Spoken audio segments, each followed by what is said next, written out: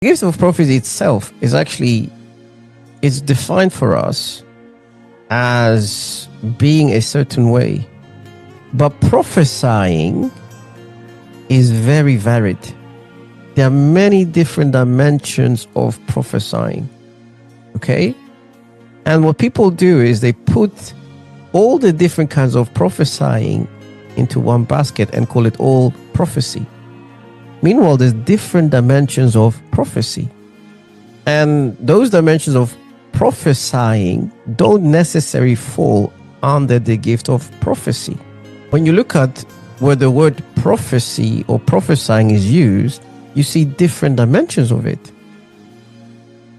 You can see that it can come through revelation.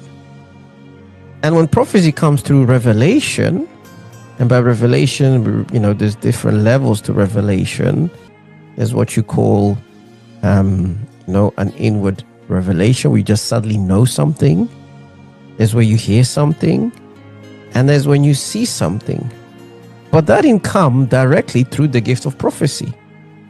The gift of prophecy itself is literally to babble forth, to speak forth. But prophesying is not limited to the gift of prophecy.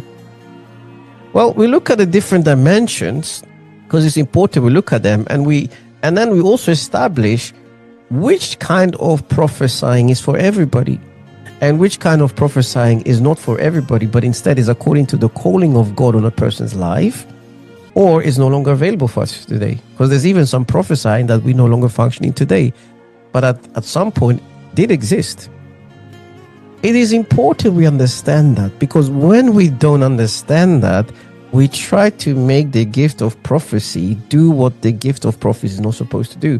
And then we're going beyond the boundaries and the fixed terms of that gift, and then people get in trouble. Remember, the gift of prophecy is for everybody. Everybody. As part of the prophecy of Joel was that in the last day, everybody would have the gift of prophecy the moment they're filled with the Spirit. So once you become filled with the Spirit, with the evidence of speaking in tongues, you're also given the gift of prophecy. And God expects you to be using that gift. That's why we're told desire for God to use you in that gift.